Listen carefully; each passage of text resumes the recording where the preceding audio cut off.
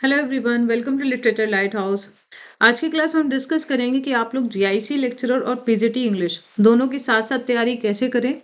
आप में से बहुत सारे स्टूडेंट्स का एक कंफ्यूजन है कि जीआईसी में बहुत सारे राइटर्स जो अननोन है या अनफेमिलियर उनके लिए हैं, क्योंकि स्टूडेंट्स जो पीजीटी की तैयारी कर रहे थे उनका जो एक ट्रैक है वो बहुत अलग है। और जो जीआईसी की हम बात करें तो जीआईसी का जो तरीका है, जो पैटर्न है, वो थोड़ा सा अलग है। ठीक है, क्योंकि जीआईसी में आपको डिस्क्रिप्टिव भी पैटर्न आपको देखने को मिलेगा प्री के बाद। जैसे इसकी हम बात करें तो यहाँ पे प्री होगा और प्लस मेंस होगा। लेकिन अगर हम यूपी पीजीटी की बात करें तो उसमें केवल ऑब्जेक्टिव फॉर्म में ही आपको एग्जाम मिलेगा देखने को। ठीक है, तो कहीं ना कहीं पीजीटी आसान है स्टूडेंट्स के लिए, जीआईसी थोड़ा सा मुश्किल है। दूसरी बात कि जो राइटर ऐसे जो नए ऐड हो गए उनको उनकी कैसे तैयारी करें, ये भी आपको बहुत ज़्यादा कन्फ्यूज़न हो रहा है। थर्ड जो एक डाउट है वो ये है कि जो नए राइटर है उनके कौन से वर्क इम्पोर्टेंट है और कौन से नहीं हैं। और जो नेक्स्ट एक डाउट है कि टीजीटी, पीजीटी और जीआईसी तीनों एग्जाम की कैसे प्रिपरेशन करें साथ में, या पीजीटी और जीआईसी की एक साथ कैसे प्रिपरेशन करें। तो मैं इन सभी डाउट्स को यहाँ पे डिस्कस करूंगी। तो सबसे पहले तो आपको जो काम करना है वो ये कि आपको सिलेबस का प्रिंट आउट निकालना है। ठीक है, सिर्फ आपको मन ही मन नहीं याद होना चाहिए कि ये है सिलेबस, आपके माइंड में नहीं होना चाहिए। ये नहीं कि आप पूरे टाइम मोबाइल बार बार ओपन करें और आप देखें। तो सबसे पहले आपके पास होना चाहिए प्रिंट आउट सिलेबस का, जीआईसी का, पीजीटी का। अगर आप टीजीटी एलटी ग्रेड दे रहे हैं तो उसका भी सिलेबस आपके पास होना चाहिए। दूसरी चीज आपको ये करनी है कि जो भी कॉमन राइटर हैं उसको आप एक जगह लिख लें। कॉमन राइटर को आपको एक जगह लिखना है, और जो नए राइटर हैं या जो नए टॉपिक हैं उसे आपको अलग जगह लिखना है। ठीक है, मतलब एक साइड आपको लिखना है कॉमन राइटर और एक साइड आपको लिखना है नए राइटर, जिससे कि आप ये समझ पाए कि कौन से राइटर्स हैं जो कॉमन है टीजीटी, पीजीटी या जीआईसी में, या जो राइटर कॉमन है पीजीटी या जीआईसी में। ठीक है, तो अगर मैं बात करूं पीजीटी की, तो पीजीटी में कुछ राइटर्स हैं जो जीआईसी में सेम है और कुछ हैं जो नहीं सेम है। तो पहले बात करते हैं जो सेम है। तो अगर मैं बात करूं विलियम शेक्सपियर की, तो ये पीजीटी और टीजीटी में दोनों है। जॉन मिल्टन देखिए आपको टीजीटी में मिल जाएंगे, पीजीटी में नहीं है। ठीक है, ये आपको टीजीटी में देखने को मिल जाएंगे, पीजीटी में देखने को मिल जाएंगे। ओके, इसके अलावा अगर मैं और कॉमन राइटर की बात करूं तो यहाँ पे देखिए William Wordsworth, PB Shelley and John Keats, ये भी आपको कॉमन राइटर मिल जाएंगे। ओके, इसके अलावा Tennyson, Matthew Arnold, Charles Dickens, Thomas Hardy, ये आपके पीजीटी के सिलेबस में हैं। ओके, नेक्स्ट जो राइटर आपको देखने को मिलेंगे वो है टीएस एलियट। ठीक है, टीएस एलियट पीजीटी के सिलेबस में प्रेस्क्राइब्ड है। इसके बाद हम बात करते हैं इंडियन राइटर्स की, तो इंडियन राइटर्स में मुल्कराज आनंद, उसके अलावा निसिम इज़किल, ये दो राइटर आपको देखने को मिलेंगे। कमला दास भी पीजीटी के सिलेबस में हैं।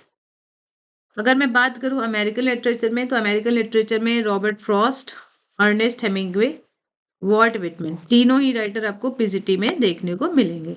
तो आई होप आपको ये आइडिया थोड़ा सा लग गया कि कौन कौन से राइटर आपके लिए नए हैं और कौन कौन से नए नहीं हैं। अब हम हाईलाइट करते हैं कि कौन कौन से राइटर नए हैं जो आपको अलग से पढ़ना है या आपको थोड़ा सा एक्स्ट्रा एफर्ट उसमें देना है। जैसे हम बात करें जॉफ्री चौसर की, तो ये आपने पीजीटी के लिए नहीं पढ़ा है, जब आपने लास्ट टाइम जीआईसी की तैयारी करी थी वहां आपने पढ़ा था।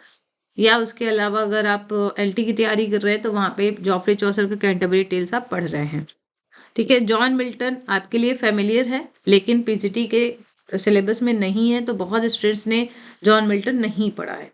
ठीक है, इसके अलावा जॉन ड्राइडन, अलेक्जेंडर पोप, ये भी आपके लिए नए हैं। मतलब इसके पहले आपने नेट के लिए पढ़ा होगा या कोई भी कॉम्पिटेटिव एग्जामिनेशन के लिए पढ़ा होगा, या ग्रेजुएशन पोस्ट ग्रेजुएशन में पढ़ा है। ठीक है, जीबी शॉ आपके पीजीटी के सिलेबस में नहीं है। ठीक है, डब्ल्यू बी ईट्स, ये भी आपके लिए एक अलग राइटर है जो आपको अलग से पढ़ना है। George Orwell, Harold Pinter, Ted Hughes. ठीक है, इसको मैंने हाईलाइट किया है ताकि आप डिफ्रेंशिएट कर पाए कि कौन है कॉमन राइटर्स और कौन है जो आपके नए ऐड हुए हैं।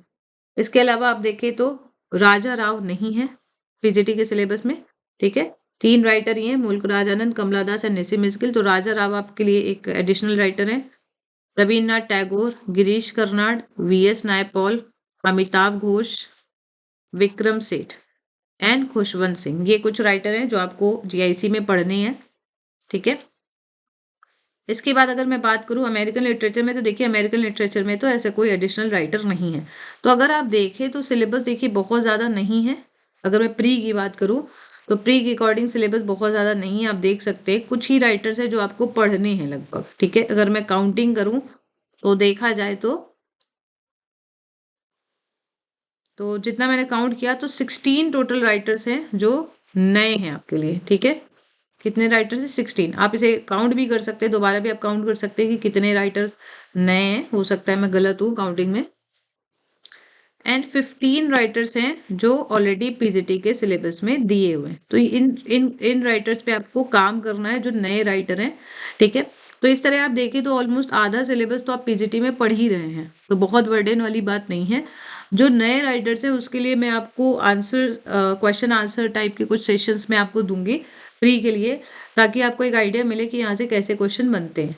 तो अब बहुत परेशान होने की ज़रूरत नहीं है। जो PYQs हैं उसको आप पढ़िए, जो नेट के क्वेश्चन है उसको आप पढ़िए, या कोई भी एग्जाम में जो भी इंपॉर्टेंट वर्क्स प्रिस्क्राइब्ड है वहां से आप क्वेश्चन पढ़ सकते हैं। जैसे अगर मैं WBEDS की बात करूं तो आप सेकेंड कमिंग आपको पढ़ना ही है, the second coming, sailing to Byzantium, ठीक है। When you are old, when इसके अलावा a prayer for my daughter, ये भी बहुत इंपॉर्टेंट है, okay. When you grow old, I think ये पोएम का नाम है। तो बहुत सारी पोएम्स हैं जो आपको मिल जाएंगी WBEDS पे।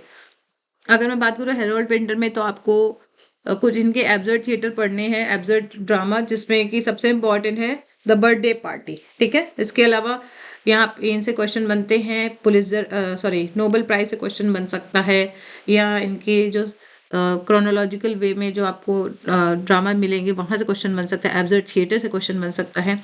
जीबी शॉ की मैं बात करूँ तो जीबी शॉ का man and Superman, Pygmalion, Saint Joan, ये सब बहुत इंपॉर्टेंट है। आर्म्स एंड द मैन ये बहुत इंपॉर्टेंट है। तो pleasant place and unpleasant place की कैटेगरी से क्वेश्चन पूछे जाते हैं। जॉर्ज ऑरवेल का 1984 एनिमल फॉर्म, ये दोनों बहुत इंपॉर्टेंट है। तो इन सभी पॉइंट्स को मैं डिस्कस करूंगी आपके साथ, तो बहुत परेशानी वाली कोई बात नहीं है। राजा राव से कांथापुरा से क्वेश्चन बनता है, या जो कांथापुरा की प्रीफेस है यहाँ से क्वेश्चन बन सकता है, ठीक है। RN टैगोर में गीतांजलि से क्वेश्चन बनते ही बनते हैं। इसके अलावा नोबेल प्राइज से क्वेश्चन बन सकता है, या इनके जो कुछ इंपॉर्टेंट वर्क हैं, इंपॉर्टेंट पोएम है, वहां से क्वेश्चन बनता है, ठीक है। Girish Karnad as a playwright आपको याद रखना है, तो गिरीश कर्नाड का हैवदन आपने पढ़ा है।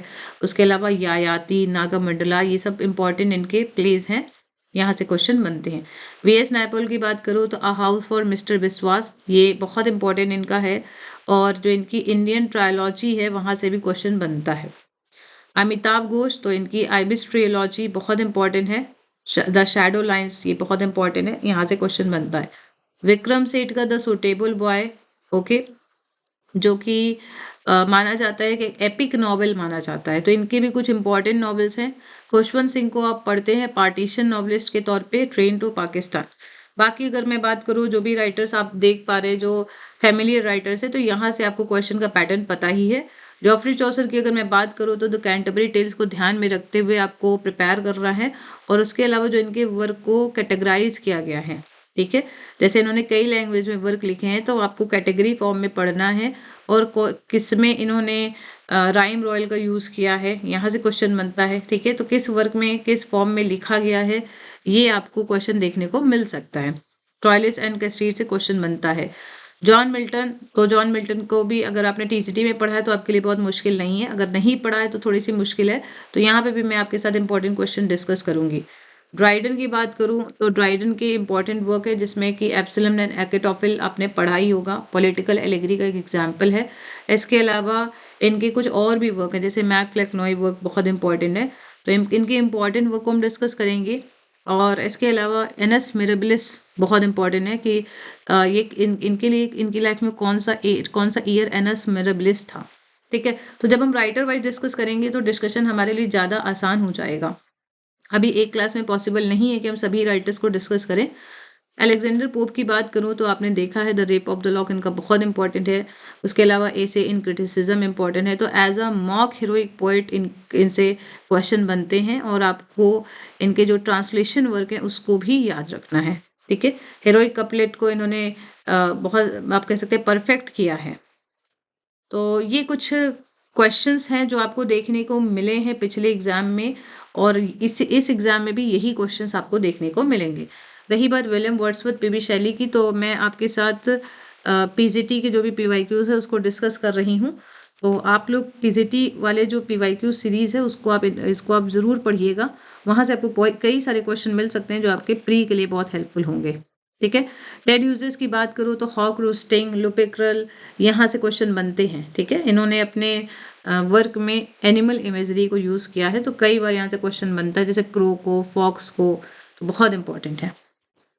तो इन सभी को आपको ध्यान में रखते हुए प्री की तैयारी करनी है। तो कॉमन राइटर्स कितने हैं और जो आपके लिए नए राइटर्स कितने हैं उसकी आप लिस्ट बनाइए, जिससे आपको सिलेबस का एक बर्डन जो आपको महसूस हो रहा है वो धीरे धीरे कम हो सके और आप एक स्ट्रेटेजी के तहत आप पढ़ाई कर सके। जब भी बात करें राइटर की, तो जब आप राइटर की प्रिपरेशन कर रहे हैं, राइटर की बायोग्राफी के कुछ ही पॉइंट आपको ध्यान में रखने हैं। ये नहीं कि आपको सारी बायोग्राफी याद करनी है, कुछ ही पॉइंट्स बायोग्राफी से याद रखने हैं, जिसमें कि कुछ इंपॉर्टेंट ईयर, उसके अलावा हम अवार्ड की बात करें वो आपको ध्यान रखना है, वर्क ध्यान रखना है, और राइटिंग स्टाइल क्या राइटर की है वो आपको याद रखना है। फिर इसके बाद इंपॉर्टेंट वर्क और पब्लिकेशन ईयर मैच करते हुए इंपॉर्टेंट वर्क की डिटेल्स आपको याद रखनी है। ठीक है, अब बात करती हूँ लिटरेरी टर्म्स की। तो लिटरेरी टर्म्स जो है ये एक ऐसा टॉपिक है जो हर एग्जाम में कॉमन है, चाहे मैं एलटी की बात करूँ, टीजीटी, पीजीटी या जीआईसी। तो इसके लिए मैं आपको यही सलाह दूंगी कि एमएच एब्राम्स आप पढ़िए। ठीक है, और उसमें जो भी टर्म्स दिए हैं उसको आप बुक से ही पढ़िए। अगर आप किसी और सोर्स से पढ़ेंगे तो कई बार ऐसा होता है कि बहुत सारी इंपॉर्टेंट जो इन्फॉर्मेशन है वो आप मिस कर देंगे, क्योंकि जो भी क्वेश्चन बनते हैं वो डायरेक्ट एमएच एब्राम से बनते हैं। तो बेहतर होगा कि आप उसी बुक को रेफर करिए। यदि किसी क्वेश्चन में डिस्प्यूट भी होता है, डाउट भी होता है, तो उसी बुक को ऑथेंटिक माना जाता है। तो आप सभी मूवमेंट्स, जितने भी मूवमेंट्स है उसको आप पढ़िए। जैसे रेनेसा की बात करूँ तो रेनेसा की ओरिजिन क्या है, किस सेंचुरी में ये शुरू हुआ, कैसे इंग्लैंड पहुंचा, कौन कौन से प्रोमिनेंट फिलोसोफर हैं, ऑथर हैं, पेंटर्स हैं जो इससे एसोसिएटेड है, रिफॉर्मेशन किसने शुरू किया, रिफॉर्मेशन का मतलब क्या होता है, मेटाफिजिकल पोइट्री किसे बोलते हैं, मेटाफिजिकल पोइट्री वर्ड किसने यूज़ किया, मेटाफिजिक्स किसने यूज़ किया, या इससे रिलेटेड कौन कौन से पोएट्स हैं, कौन कौन से वर्क है, ये क्वेश्चन आपको याद रखना है। क्लासिसिज्म के फीचर्स याद रखने हैं, क्लासिसिज्म से रिलेटेड वर्ड याद रखने हैं। सेम एज रोमांटिसिज्म कब शुरू हुआ, कहाँ शुरू हुआ, मेन फीचर्स, मेन पोएट्स और मेन वर्क्स। प्री रेफलाइट में भी आपको ये चीज़ों को ध्यान रखना है। प्री रेफलाइट के ऊपर मैंने ऑलरेडी एक लेक्चर अपलोड किया है, तो आप उसे देख सकते हैं। सेम एज रेनेसा पे भी मैंने एक लेक्चर अपलोड किया है, तो आप उसको भी देख सकते हैं। ओके, मॉडर्न लिटरेचर की बात करूँ तो मॉडर्न लिटरेचर में जो मॉडर्न लिटरेरी जो मूवमेंट्स है वो आप पढ़ सकते हैं, जैसे मॉडर्निज्म है, या उसके अलावा जैसे स्ट्रीम ऑफ कॉन्शियसनेस, इस सब को भी आप पढ़ सकते हैं, वहाँ से आपके क्वेश्चन बन सकते हैं। मेजर स्टैंजा फॉर्म में आपको स्टैंजा फॉर्म को देखना है, जैसे कई सारे स्टैंजा फॉर्म है। अगर बात करूँ जैसे कपलेट हो गया, ठीक है, कपलेट, टर्जा, रिमा, तो यहाँ से आपके क्वेश्चन बनेंगे। तो इसके लिए मैं आपको एक लेक्चर प्रोवाइड करूंगी जिससे आपको एक आइडिया मिल सके कि कैसे क्वेश्चन बनते हैं। ठीक है, sonnet, ballad, mock epic, elegy.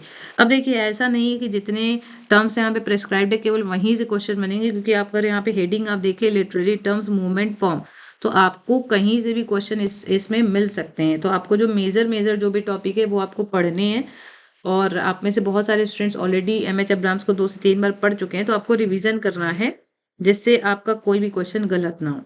क्योंकि कई बार ये होता है कि आते हुए क्वेश्चन गलत हो जाते हैं और उसी कारण आपका सिलेक्शन होने से रह जाता है, जो कि एलटी ग्रेड में भी कई सारे स्टूडेंट्स के साथ हुआ है। ठीक है, तो इसको आप समझेंगे। अब बात करते हैं लिटरेरी क्रिटिसिज्म की, लिटरेरी क्रिटिसिज्म के पहले एक और आपको ध्यान रखना है, ये जो नया टॉपिक्स जो हैं ऐड हुए हैं, जिसमें पोस्ट मॉडर्न लिटरेचर क्या होता है। तो मॉडर्निज्म और पोस्ट मॉडर्निज्म दोनों में आपको अंतर करना है। पोस्ट मॉडर्न लिटरेचर मतलब जो 1950 के बाद जो भी पब्लिश्ड वर्क हैं वो पोस्ट मॉडर्न लिटरेचर की कैटेगरी में आएंगे। बात करते हैं कॉलोनियल और पोस्ट कॉलोनियल की। तो कॉलोनियल वो लिटरेचर है जब कोई भी देश को कॉलोनाइज किया गया था, स्पेशली कुछ कंट्रीज हैं जिन्होंने कॉलोनाइज किया था, जिसमें कि ब्रिटेन, इंग्लैंड जो है वो टॉप मोस्ट कंट्री है, जिसने बहुत ज़्यादा कंट्री को, लगभग 150 प्लस कंट्रीज को कॉलोनाइज किया था।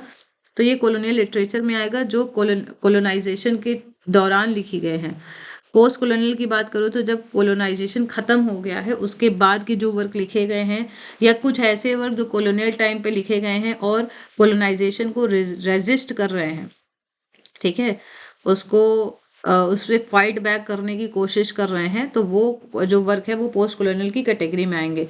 तो मैंने इन दोनों से रिलेटेड लेक्चर ऑलरेडी अपलोड किए हैं, तो आप वहाँ से major thesis book, important years, features, ये सब देख सकते हैं, जिससे आपका ये टॉपिक कवर हो जाएगा। इंडियन राइटिंग इन इंग्लिश की बात करो तो इसके लिए भी मैं आपको एक लेक्चर जल्द ही प्रोवाइड करूंगी। तो इंडियन राइटिंग इन इंग्लिश में आपको मेजर राइटर याद रखना है और मेजर वर्क याद रखना है, ठीक है। अब क्रिटिसिज्म की बात करूँ तो ये एक टॉपिक आपके लिए नया है, तो इसके लिए भी मैं आपको लेक्चर प्रोवाइड करूंगी, जिसमें कि जो भी क्वेश्चन पूछे गए हैं या पूछे जाते हैं, मेजर जो टर्म है उसको मैं डिस्कस करूंगी। जैसे एरिस्टोटल की बात करूँ तो एरिस्टोटल में अगर आप ट्रेजेडी नहीं पढ़ेंगे तो फिर आंसर अधूरा है आपका। ट्रेजेडी की डेफिनेशन क्या होती है, इसके अलावा इन्होंने ट्रैजिक हीरो की बात करी, तो ट्रैजिक हीरो के क्या फीचर्स है ये आपको याद रखना है। इसके अलावा एक जो ड्रामा होता है उसके कितने पार्ट होते हैं ये भी आपको याद रखना है, ठीक है। जैसे इन्होंने 6 एलिमेंट्स बताए हैं किसी भी ड्रामा में, plot, character, thought, diction, melody, spectacle. तो आपको इन सभी के बारे में पता होना चाहिए कि कौन कौन से टर्म इन्होंने यूज़ किए हैं। एपिक और नॉवेल के बारे में इन्होंने बात करी है, और ट्रेजेडी को सुपीरियर बताया है, तो क्यों बताया, कैसे बताया है। प्लेटो का और इनका क्या विचार रहा है इमिटेशन के बारे में, तो वो भी आपको समझना है।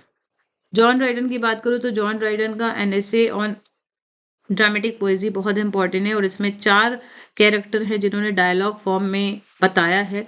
तो चारों कैरेक्टर किसको रिप्रेजेंट कर रहे हैं, यहाँ से क्वेश्चन बनता है, और क्या क्या मेन पॉइंट्स हैं जो हर एक कैरेक्टर रिप्रेजेंट कर रहा है, जैसे हर एक कैरेक्टर डिफेंड कर रहा है। जैसे यहाँ पे ड्राइडन जो है वो निएंडर को रिप्रेजेंट करते हैं, और कौन कैरेक्टर किस ड्रामा की, किस टाइप ऑफ ड्रामा की बात कर रहा है ये भी आपको याद रखना है। जैसे एंशिएंट ड्रामा की बात हुई है, मॉडर्न ड्रामा की बात हुई है, फ्रेंच ड्रामा की बात हुई है, तो यहाँ पे आपको कुछ इंपॉर्टेंट पॉइंट्स देखने को मिलेंगे। उसके अलावा आपसे कोटेशंस भी कई बार इस वक्त से पूछी जाती है, डायरेक्ट कोटेशंस कई बार पूछी गई है, तो हम उसे भी डिस्कस करेंगे। सेम एज डॉक्टर जॉनसन में प्रीफेस टू शेक्सपियर आपको याद रखना है, ठीक है। प्रीफेस टू शेक्सपियर वर्क ये क्रिटिसिज्म में आपके प्रेस्क्राइब्ड है, 1765 का वर्क है। तो यहाँ से कोटेशंस पूछी जाती हैं। उसके अलावा इन्होंने शेक्सपियर को क्या, कैसे डिफेंड किया है, शेक्सपियर की क्या गलतियां बताई हैं, वहीं से डायरेक्ट क्वेश्चन बनते हैं। एसटी कॉलेज की बात करूँ तो यहाँ से 2 पॉइंट बनेगा, पहला फैंसी और दूसरा बनेगा इमेजिनेशन। तो इमेजिनेशन के उन्होंने प्राइमरी इमेजिनेशन और सेकेंडरी इमेजिनेशन की बात करी है। फैंसी की क्या डेफिनेशन दी है, इमेजिनेशन की क्या डेफिनेशन दी है, यहाँ से आपसे डायरेक्ट क्वेश्चन बनते हैं, तो हम उसे भी डिस्कस करेंगे। इसके अलावा इन्होंने एसेम्प्लास्टिक पावर की बात करी है, विलिंग सस्पेंशन ऑफ डिसबिलीफ की बात करी है, तो वो आपको याद रखना है। विलियम वर्ड्सवर्थ की बात करो तो इनकी जो थियरी ऑफ पोइट्री है, पोइटिक डिक्शन है, वहाँ से क्वेश्चन आपके बने हुए हैं ऑलरेडी। तो इसको ध्यान में रख के आपको तैयार करना है कि पोइटिक डिक्शन क्या होता है, इन्होंने क्या डेफिनेशन बताई है पोइट्री की। उसके अलावा थियरी क्या है इनकी, पोइट्री की जो थियरी है, जिसको कई राइटर्स ने, कई क्रिटिक ने बाद में रिजेक्ट भी किया है, तो वो आपको ध्यान में रखना है। ओके। मैथ्यू अर्नोल्ड, तो मैथ्यू अर्नोल्ड की बात करो तो मैथ्यू अर्नोल्ड का कुछ क्रिटिकल वर्क है जिसमें द स्टडी ऑफ पोइट्री बहुत इंपॉर्टेंट है। इसमें इनका एक टर्म है ग्रैंड स्टाइल, ठीक है, ग्रैंड स्टाइल, ये बहुत इंपॉर्टेंट है, यहाँ से क्वेश्चन बनते हैं। इसके अलावा जो इन्होंने सोसाइटी को 3 पार्ट में डिवाइड किया है, बारबेरियन, फेलेस्टीन एंड पॉपुलस, वहाँ से क्वेश्चन बनते हैं। And literature and culture and anarchy, culture and anarchy से भी क्वेश्चन बनते हैं। तो कुछ इनकी इंपॉर्टेंट टर्म याद रखनी है आपको, और क्रिटिकल वर्क, कौन से क्रिटिकल वर्क में इन्होंने कौन सा कॉन्सेप्ट दिया है वो आपको ध्यान रखने हैं, ठीक है। इसके बाद अगर आप देखें टीएस एलियट, तो टीएस एलियट की बात करो तो टीएस एलियट के 3 ऐसे बहुत फेमस हैं। First is traditional and individual talent, Hamlet and his problems, and third is the metaphysical poets, ठीक है। तो तीनों में से आपको इंपॉर्टेंट टर्म देखने को मिलेगी, जैसे हैमलेट एंड हिज प्रॉब्लम्स में से ऑब्जेक्टिव को रिलेटिव, और द मेटाफिजिकल पोइट से आपको देखने को मिलेगा association of sensibility, dissociation of sensibility. और यहाँ पे कोटेशन भी क्वेश्चन पूछी जाती हैं। ट्रेडिशनल एंड इंडिविजुअल टैलेंट में आपको आपको पिछले एग्जाम में कोटेशन देखने को मिली है। तो तीनों ऐसे को डिस्कस किया जाएगा जो भी शॉर्ट में है नोट्स, ठीक है। तो थोड़ा सा टाइम लगेगा, ऐसा नहीं है कि एक ही दिन में सब कुछ डिस्कस हो सकता है, ऐसा तो देखिए पॉसिबल ही नहीं है, टाइम लगेगा। लेकिन ये है कि मैं आपको प्रोवाइड करूंगी जितने भी क्वेश्चंस पूछे गए हैं या जो इम्पोर्टेंट टर्म है। अगर मैं टर्म्स की बात करूँ तो देखिए मैं टर्म वाइज थोड़ा थोड़ा सा शॉर्ट लेक्चर्स बनाऊंगी, तो जिससे आपको हेल्प मिल जाएगी, ठीक है। तो जब भी आप तैयारी करें तो आप पिछले एग्जाम के क्वेश्चंस को बिल्कुल भी अवॉइड नहीं कर सकते, क्योंकि उन्हीं क्वेश्चंस को ही ध्यान में रखते हुए आगे के पेपर को बनाया गया है। मतलब ध्यान में रखते हुए इन द सेंस कि जब भी आप अगर पेपर देखेंगे तो देखिए मोस्ट इंपॉर्टेंट क्वेश्चन ही पूछे गए हैं पिछले एग्जाम में। तो ऐसा तो है नहीं कि उन क्वेश्चन को छोड़ के कुछ नया बना दिया जाएगा, तो इसलिए आप उन चीज़ों को ध्यान में रखेंगे। तो जिन भी स्टूडेंट्स को प्रॉब्लम हो रही है जीआईसी या पीजीटी की तैयारी करने में, तो आप रिवीजन सीरीज के लिए इस क्लास को ज्वाइन कर सकते हैं। उसके अलावा अगर आपको डिटेल में क्लास ज्वाइन करनी है तो आप अजय सर इंग्लिश क्लासेस को भी आप रेफ़र कर सकते हैं। तो अजय सर मेरे मेंटोर हैं और वो इलाहाबाद में उनकी कोचिंग है, प्रयागराज में, तो आप वहाँ भी रेफ़र कर सकते हैं, कांटेक्ट आप कर सकते हैं, तो जिससे कि आपको ऑफलाइन क्लासेस मिल सकती हैं। क्योंकि मैं ऑफलाइन क्लासेस आपको प्रोवाइड नहीं करती हूँ और ऑनलाइन ही मैं क्लास ले रही हूँ, रिवीजन के लेक्चर्स मैं आपके लिए बना रही हूँ, तो आप रिवीजन के लिए ज्वाइन कर सकते हैं। अगर आपको डिटेल में क्लास ज्वाइन करनी है तो आप अजय सर की क्लास को ज्वाइन कर सकते हैं। किसी को भी अगर उनका नंबर चाहिए या क्लासेस चाहिए तो आप मेरे पास टेलीग्राम में मैसेज कर सकते हैं, जिससे आप सर से कॉन्टैक्ट कर सकते हैं। अब बात करूँ सेक्शन बी में लैंग्वेज की, तो लैंग्वेज में देखिए लैंग्वेज तो सब में कॉमन ही है।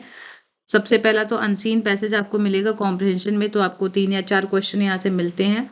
और फिर आपको करेक्शन ऑफ सेंटेंसेस मिलेगा, तो ये आपको करेक्शन ऑफ सेंटेंसेस में कॉमन एरर जो है वो फाइंड आउट करनी है, ठीक है। कॉमन एरर फाइंड आउट करनी होती है और फिर आपको करेक्ट करके लिखना होगा, या कई बार आपको ऑप्शन चूज करने हैं। डायरेक्ट और इनडायरेक्ट नरेशन, इसके अलावा ट्रांसफॉर्मेशन जिसमें कि एक्टिव और पैसिव वाइज इंपॉर्टेंट है। इसके अलावा पार्ट्स ऑफ स्पीच में भी आपको चेंज करना होता है। एक जो बहुत इंपॉर्टेंट है वो है रिमूवल ऑफ टू, ठीक है। ये कई बार पूछा जाता है और पार्ट्स ऑफ स्पीच को चेंज करके भी पूछा जाता है। इसके अलावा असर्टिव से निगेटिव, निगेटिव से असर्टिव या असर्टिव से इंट्रोगेटिव, ऐसे भी क्वेश्चन पूछे गए हैं। तो इसके लिए मैं आपको सजेस्ट करूंगी कि आप लोग एक्सीलेंट की बुक से पढ़ सकते हैं। अगर आप नहीं पढ़ पा रहे हैं तो उसके लिए मैं आपको यही सजेशन दे सकती हूँ कि आप फिर थोड़ा समय वेट करिए, मैं आपके लिए लेक्चर बनाऊंगी। तो एक्सीलेंट की बुक में डिस्कस करूंगी आपके साथ, तो वहाँ से आपको कुछ आंसर मिल सकते हैं, कुछ पैटर्न, कुछ आपको स्टडी मटेरियल मिल सकता है। अगर आपको एक एक्सीलेंट बुक नहीं मिल रही तो आप किसी भी शॉप पे जाइए और वहाँ पे 10th और 12th की आप बुक मांगिए तो आपको मिल जाएगी, अदरवाइज आप ऑनलाइन भी परचेज कर सकते हैं। ये बुक उनके लिए है जिनका बेसिक क्लियर नहीं है। अगर बेसिक क्लियर है तो फिर आप रेन एंड मार्टिन पढ़ सकते हैं या एसपी बख्शी भी पढ़ सकते हैं, ठीक है। रेन एंड मार्टिन आपको ज़रूर पढ़नी है और उसके बाद आप एसपी बख्शी पढ़ सकते हैं। वो कैप के लिए एसपी बख्शी बहुत इंपॉर्टेंट बुक है। इसके अलावा आप अगर फर्स्ट बुक अगर जो आप देखें वो है वर्ड पावर मेड इजी, ठीक है। वर्ड पावर मेड इजी बहुत इंपॉर्टेंट बुक है और यहाँ से डायरेक्ट आपको क्वेश्चन मिलेंगे जिसमें सिनोनिम, एंटोनिम, होमोनिम्स, इसके अलावा वन वर्ड सब्स्टिट्यूशन, ये सभी question word power made easy से आपके कवर हो जाएंगे। अगर इडियम्स एंड फ्रेजेस की बात करूँ या फ्रेजल वर्ब्स की बात करूँ तो ये आपकी एक्सीलेंट बुक से कवर हो जाएंगे और उसके अलावा एसपी बख्शी से भी कवर हो जाएंगे, ठीक है। आप में से कुछ बच्चे एमबी बुक भी पढ़ रहे हैं तो आप पढ़ सकते हैं, लेकिन एमबी बुक में बहुत ज़्यादा मटेरियल है तो कई बार बच्चे जो है वो डिसअपॉइंट हो जाते हैं, उन्हें याद नहीं रहती चीज़ें। तो बेहतर होगा कि आप उतना ही पढ़ें जितना आप कंप्लीट कर पाएँ। अगर आप पढ़ सकते हैं तो कोई दिक्कत नहीं है, ठीक है। वर्ड पावर मेड इजी की बात करूँ तो वर्ड पावर मेड इजी मैं आपके साथ डिस्कस कर रही हूँ, तो आप चाहें तो उस सीरीज़ को ज्वाइन कर सकते हैं। This is totally free. आपको यूट्यूब ज्वाइन करना है, यूट्यूब पे लेक्चर्स आपको देखने हैं, ठीक है। रीअरेंजिंग द जंबल सेंटेंस, तो इसमें कि आपको क्या करना है, रीअरेंज करना है। तो सब्जेक्ट वर्ब को ध्यान में रख के आपको सब्जेक्ट वर्ब ऑब्जेक्ट्स के पैटर्न को ध्यान में रख के आपको इस सेंटेंस को सही से लिखना है या ऑप्शन चूज करना है। Fill in the blanks with appropriate preposition, ये बहुत इंपॉर्टेंट टॉपिक है सभी एग्जाम के लिए। तो प्रीपोजिशन आपको पढ़ना है। प्रीपोजिशन के लिए मैं आपको ये सलाह दूंगी कि आप रेन एंड मार्टिन की जितनी भी एक्सरसाइज है उसको सॉल्व करिए और उसको लगभग नहीं तो 7 to 8 टाइम्स पढ़िए, ठीक है। ये आपको लग रहा होगा कि मैं 7 to 8 टाइम्स क्यों बोल रही हूँ, क्योंकि आप जितनी बार भी पढ़ेंगे कुछ समय बाद आप भूल जाएंगे, तो आपको minimum 7 to 8 maximum 7 to 8 times तो पढ़ना है, मिनिमम अगर आप चाहें तो 2 से 3 बार मिनिमम तो पढ़ ही सकते हैं। ठीक है। फिगर ऑफ स्पीच अगर आप बात करें तो फिगर ऑफ स्पीच के कुछ लेक्चर्स मैंने ऑलरेडी अपलोड किए हैं, कुछ मैं अपलोड करूंगी, और इसमें भी आपको रेनर मार्टिन से कुछ मटेरियल आपको मिल जाएगा। उसके अलावा अगर आप चाहें तो पार्टिकुलर फिगर ऑफ स्पीच का नाम सर्च करके आप गूगल पे भी आप देख सकते हैं, तो वहाँ पे भी आपको बहुत स्टडी मटेरियल मिल सकता है। प्रेफिक्स एंड सफिक्स ये भी आपको रेनन मार्टिन में मिलेगा।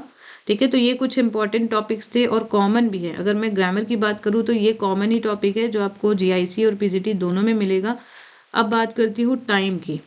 ठीक है, टाइम कैसे मैनेज करें। तो देखिए, आप में से कुछ स्टूडेंट हैं जो जीआईसी और पीजीटी दोनों की तैयारी कर रहे हैं, तो मैं आपको ये सलाह दूंगी कि आप एटलीस्ट 1 आवर डेली आप ग्रामर पढ़िए। ठीक है, सेल्फ स्टडी की मैं बात करी, 1 आवर डेली आपको ग्रामर पढ़ना है, और 1 आवर डेली आप वोकैब पढ़िए, जिसमें वोकैब आपको रीडिंग और उसके अलावा रिवीजन, रीड करना है आपको और रिवाइज करना है, दोनों का मैं कह रही हूँ आधा आधा घंटा आप टाइम दे सकते हैं। ठीक है, तो ये आपको करना है, जिसमें ग्रामर में आप 1 से 1.5 घंटे भी आप दे सकते हैं पढ़ना और प्रैक्टिस करना, तो मिनिमम तो इतना टाइम आपको देना ही है। रही बात लिटरेचर की, तो देखिए लिटरेचर आपको 2 to 3 आवर्स पढ़ना है और प्रैक्टिस करनी है। इसमें क्या करना है, आपको रीड करना है, रिवाइज करना है और प्रैक्टिस करनी है। ठीक है, ये आपको करना है। ये मैंने देखिए मिनिमम से मिनिमम टाइम के अकॉर्डिंग बताया है आपको। मैक्सिमम तो आप कितना भी पढ़िए, कोई दिक्कत नहीं है। 7 से 8 घंटा अगर आप मैनेज कर सकते हैं तो आप पढ़िए। आप में से कुछ स्टूडेंट हैं जो कोचिंग भी कर रहे हैं, तो ऑलमोस्ट आप अगर देखें तो 2 से 3 घंटा आप कोचिंग कर लेते हैं। ठीक है, और उसके बाद जब सेल्फ स्टडी की बात करूँ तो सेल्फ स्टडी का आपको ये पैटर्न आपको फॉलो करना है, ये टाइम मैनेजमेंट आपको देखना है। तो आप में से कुछ लोग हैं जो वर्किंग हैं, तो वो आपको अपने हिसाब से देखना है कि आप कैसे मैनेज कर रहे हैं। आप चाहें तो रात के टाइम पढ़ सकते हैं, क्योंकि रात के टाइम कोई डिस्टर्बेंस नहीं हो सकता है, और आप लोग को फुल कंसंट्रेशन के मोड में आपको पढ़ाई मिलती है रात के टाइम पे। आप चाहें तो अर्ली मॉर्निंग उठ के भी पढ़ सकते हैं। तो ये अगर टाइम 2 से 3 घंटा अगर आप कोचिंग का नहीं कर रहे हैं, तो आप जो भी ऑनलाइन सोर्सेज आप पढ़ रहे हैं वो भी तो आपका एक कोचिंग ही हो जाती है, तो आप वहाँ पे भी इस टाइम को दे सकते हैं। लेकिन जो ये सेल्फ स्टडी का टाइम है, ये आपका बहुत इंपॉर्टेंट है, क्योंकि यही आपका आपके सिलेक्शन के लिए एक रास्ता बनाता है। ठीक है, जो दूसरी जो सबसे बड़ी बात है वो है, एक जो पॉइंट जो मैं आपके साथ डिस्कस नहीं करी हूँ इसमें, वो है हिस्ट्री ऑफ इंग्लिश लिटरेचर। ठीक है, जैसे कि अगर आप एलटी के सिलेबस में देखें तो एलटी में इतना ज़्यादा हिस्ट्री दिया नहीं था, लेकिन वहाँ से क्वेश्चन बने हैं।